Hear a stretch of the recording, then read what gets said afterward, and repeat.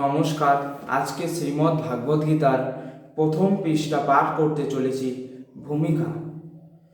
এই সংস্করণে শ্রীমদ্ ভাগবত গীতা যথাযথ গ্রন্থটি যেভাবে প্রকাশিত হয়েছে সেটি আমার মূল রচনা।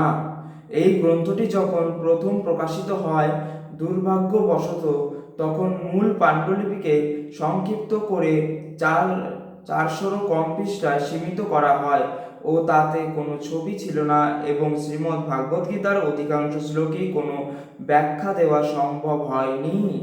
শ্রীমদ্ ভাগবত ঐশ্বরিক সম্পদেশদে আদি আমরা অন্যান্য সমস্ত গ্রন্থের মূল শ্লোক তার ইংরেজি বর্ণাস্তর প্রতিটি সংস্কৃত শব্দের ইংরেজি প্রতিশব্দ শ্লোকটির অনুবাদ ও তাৎপর্য দেওয়ার রীতি আছে।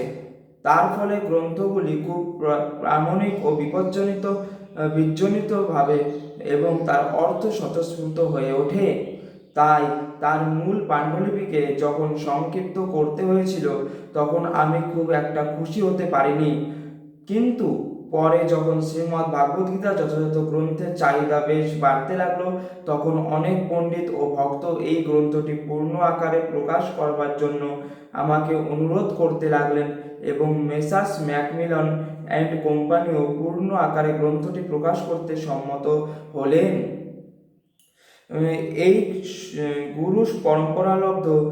গুরু পরম্পরাক্রমে লব্ধ ভাগবত গীতার পূর্ণ জ্ঞান ও যথার্থ ব্যাখ্যাসহ দিব্য জ্ঞান সম্বন্ধিত এই মহৎ গ্রন্থটি মূল পাণ্ডুলিপিকে প্রকাশ করতে চেষ্টা করা হয়েছে, যাতে আরও সুষ্ঠু ও ব্যাপকভাবে কৃষ্ণ ভাবনামৃত আন্দোলন এই পৃথিবীতে প্রতিষ্ঠিত হয়।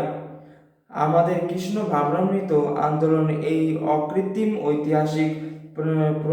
ঐতিহাসিক প্রমাণসিদ্ধ স্বতঃস্ফূর্ত ও অপ্রকৃত আন্দোলন, কারণ তা যথার্থ ভগবদ গীতার ভিত্তির ওপর প্রতিষ্ঠিত। এই আন্দোলনটি ধীরে ধীরে সমস্ত পৃথিবীর সবচেয়ে জনপ্রিয় আন্দোলনে পরিণত হয়েছে, বিশেষ করে যুব সম্প্রদায়ের কাছে। প্রবীণদের কাছেও এটি ধীরে ধীরে চিত্তাকর্ষণ হয়ে উঠেছে।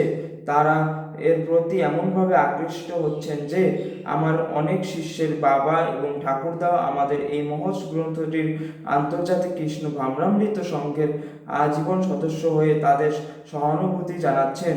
লস অ্যাঞ্জেলেসে আমার অনেক শিষ্যের পিতামাতার সমস্ত পৃথিবী জুড়ে কৃষ্ণ ভাবনামৃত আন্দোলন প্রচার করেছিল বলে প্রায় আমাকে কৃতজ্ঞতা জানাতে আসেন। তাদের মধ্যে কেউ কেউ বলেছেন যে আমি যে আমেরিকা কৃষ্ণ ভাবনামৃত আন্দোলন শুরু করেছি তা আমেরিকাবাসীদের পক্ষে পরম সৌভাগ্যজনক।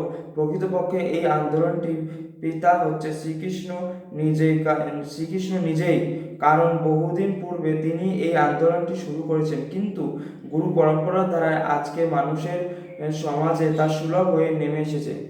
নমস্কার।